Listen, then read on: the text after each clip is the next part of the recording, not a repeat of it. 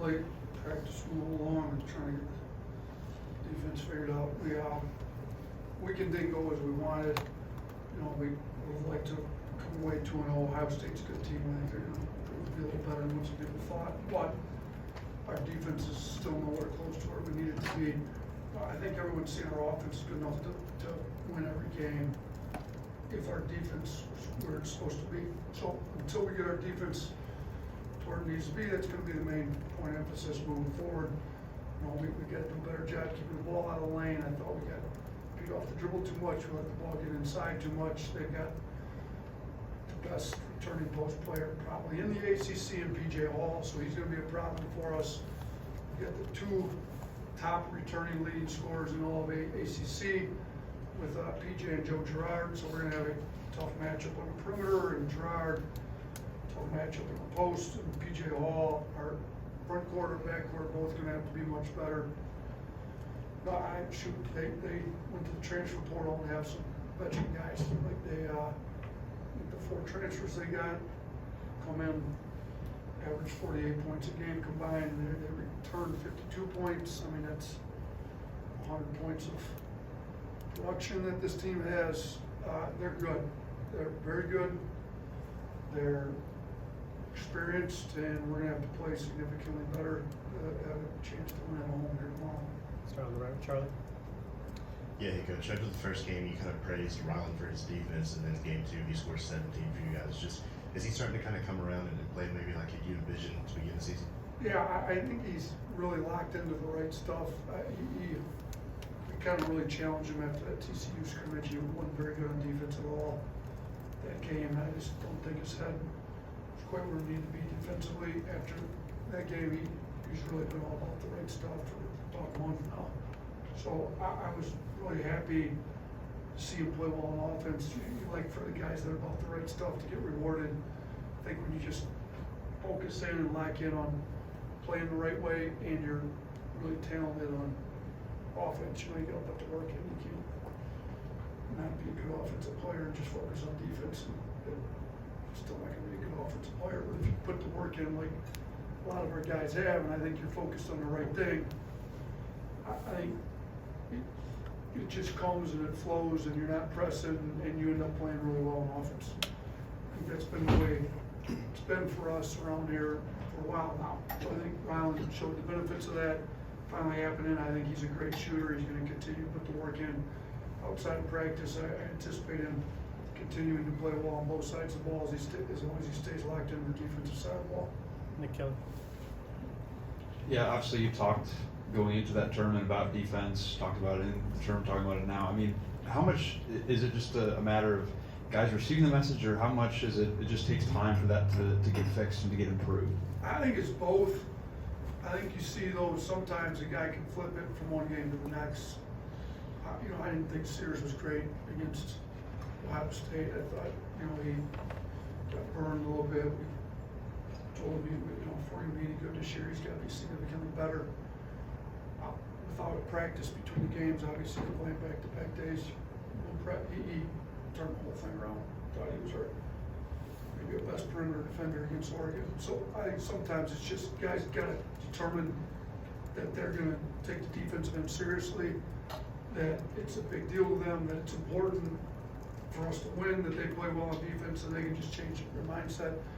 As soon as we get about 8 or 9 guys with that mindset, I think we'll be pretty good.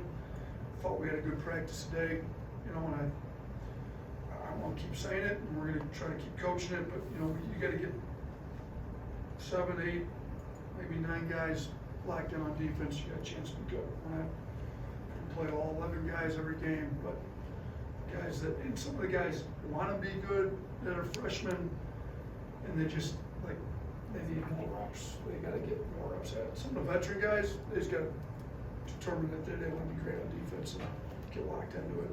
Chase. You've talked so much about defense in the early part of the season. I guess you got us asking a lot of defensive questions. I'm staying right there. How is the search for a rim protector in the paint coming along? And if you can solve that part of it, how much does that clean up the blow-bys and late switches and other defensive problems? I mean, we've told our guys, you know, when we were third in the country in defense those 2 years, 3 3 years ago, and then last year. We weren't perfect. We were far from perfect, but our guys played really hard. We covered for each other's mistakes. So, you know, we didn't have great rim protection with Reese and Bruner particularly that year, but Herb Jones would come from the backside and clean up all kinds of mistakes for everybody. You know, last year we had kind of two guys did that a lot. You know, Charles was a great rim protector. Clowney would also come over and clean up a lot of mistakes. So we're trying to get both. I think Mo Wagee's showing some signs. You know, he had some great blocks. Grant Nelson had 4 blocks. I don't know what the official stats had him for, but we go back and rechart everything. He had 4 blocks against Oregon. You know, I think Grant can give us that. I think Mo Wagee can definitely start giving us some of that. Nick showed it for a couple games there. Didn't have any blocks last game. I'm not sure he had any over the weekend, to be honest with you. Like, we got to get more consistent rim protection. So, you know, I think Grant can give us that. We need more out of Jared Stevenson. I think he can play a lot more like Clowney did for us. He's young and needs to feel it a little bit more. And once I think he's got it. He's a lot better than what I think he even knows, to be honest with you. I think once he sees himself do it a little bit, like, I can do this, I think he will be there because he's as athletic as Clowney was. He's just got to, you know, have more instincts and go get it. But Grant showed he had 4 blocks last game. Milwaukee's super reactive and wants to be great. I think he can give us some of that. I think Jared can give us a little bit more. I think we can get it. It's not there yet, though. Nick Alvarez. You talked about the defensive effort from some of the returning players. For the newcomers, is it kind of struggles with learning the scheme of what you guys want to do, or is it kind of them having to dedicate themselves back to defense? And then, Both. Go ahead. You got a second question? Well, just and then as a follow-up, this in practice over the weekend, like today, what do you do to kind of get back some of the defensive basics or fundamentals you want to adjust? Yeah, so it is both. I mean, we're playing a similar scheme to last year. We don't quite have Charles, so we've adjusted it a little bit. You know, obviously you see us up in the ball more with our guards. Once we get in the half court, it's very similar to what we had last year. We're trying to wear some people out a little bit more than we did last year. We're trying to use our depth in the backcourt a little bit more, try to wear some other teams out, put pressure on them, get them to play late in the shot clock. I think we're maybe the third among high major teams. If you look at just the high major teams, I believe we're first in offensive pace of play and third slowest in defensive pace of play, which when we've been really good, other teams if you're really good on defense, other teams take a long time to score on you. So we've got it to where they're taking a while.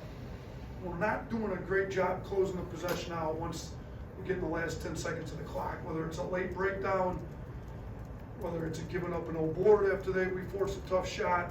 We're not doing a great job closing the last 10 seconds of the shot clock. So we worked on that today in practice. We worked on trying to keep the ball out of the paint by not giving up blow-bys, giving a little bit added extra help. You know, we did get back to some drills we haven't done since before we played games, like just closeout drills, trying to win the first, like, basic defensive fundamentals. You can't have a great team defense if you don't have really good individual defenders. It's not going to work that way. You can't get beat on every blow-by and expect to be in a rotation on every possession be any good. Like, we've got to do a way better job guarding the ball initially, one-on-one, taking some pride in your own matchup in front of you, and we worked a lot on that today. And then we got to quit letting the ball get in the post all the time. I mean, you know, obviously you're not going to be able to full front everybody and give up lobs, but we got to push catches out, and they got one of the best post players in the country, PJ Hall. So our bigs are going to have to step up. So we've worked on. We worked a lot of defense today. Did not work a whole lot of offense. 2 more, Mike. Just what do you want to see out of the crowd? Obviously, kind of a late night, weeknight game, but also, you know, the biggest non-conference game at home, and just overall the SEC versus ACC challenge, what that means, kind of compared to. I think you talked in the past about the Big 12 SEC challenge kind of meaning something at the end of the season. Yeah, no, this game means a lot. We need the crowd to show up big. I mean, this is a big home win. I told our guys, like, you know, we've done a pretty good job here the last 3 years of our NCAA tournament scene up. You know, last year we were the #1 overall seed. Before that, I believe we were the top 6 seed, which I think would be the 21st best team in the country, according to the committee. And then I believe we were the top 2 seed before that. So we've been like the best team, the 21st, and the 5th best team that comes from getting quality non-conference wins in addition to playing well in your conference. So this is going to be if we can get the win, you know, it would be a high quality non-conference win. Clemson's a very good team that's going to win a lot of games in the ACC. If we don't play well, we're not winning this game. It's going to take a colossal effort to play well. We need unbelievable crowd support. We need our home court advantage. The first year of the ACC SEC Challenge, we've been against the Big 12. You know, Clemson to me has been an underrated ACC team. Like, we've only played once. I've been here, we're 0-1. They beat us. I think Coach Brownell's teams are always well coached, they're well prepared, they play hard, they're tough, they're physical, they're in every game, and he's a good coach and has them prepared, you know, for late game situation. So we're going to have to play hard, we're going to play well, and we're going to need every bit of the home court advantage as we can possibly get tomorrow. Last one in the back for Johnny. Hey Nate, you talk about focusing on defense and rebounding kind of goes hand in hand with that. I believe Sears is your second leading rebounder, averaging 5 a game. I think 2 of your top 5 rebounders are guards. Is that discouraging this early in the season, or are you happy that your guards are willing to press the glass like that? It's positive and negative. It's great that our guards are rebounding it, because then that helps, especially defensive rebounding. It helps get you in the break a lot faster. If Sears gets it, we're out in the break faster. If Estrada gets it, we're out in the break quicker. You know, we even have Grant Nelson pushing it as one of our leading rebounders. But yeah, we need our bigs to rebound the ball better. Like, we need Milwaukee coming off the surgery in the offseason, just hasn't had enough reps to get, you know, the more comfortable he gets in the system, the more I think we can play him. You know, when he gets more minutes, I think he can be a great rebounder for us. I believe he's the best offensive rebounder when you look at offensive rebounding rate in the country among high major teams last year. So, you know, he can rebound the ball, he will rebound it. We'll get him some more minutes, so hopefully here coming up. We need Jared to rebound the ball a lot better for us. We need our bigs to rebound the ball a little better. But it's good when your guards can out-rebound the other team's guards like we've been doing. Then it helps you get out of the break a little bit faster. So challenge our bigs, keep getting our guards to rebound it. We did a good job against Oregon. It was a pretty good rebounding team. It was 40-28. We didn't do a very good job against Ohio State. We beat Oregon, we lost to Ohio State. Rebounding, it was Pat Riley. Rebounds equal rings. Trying to win championships, you better learn how to rebound basketball. Awesome. Thanks, man. Thanks, good seeing you guys.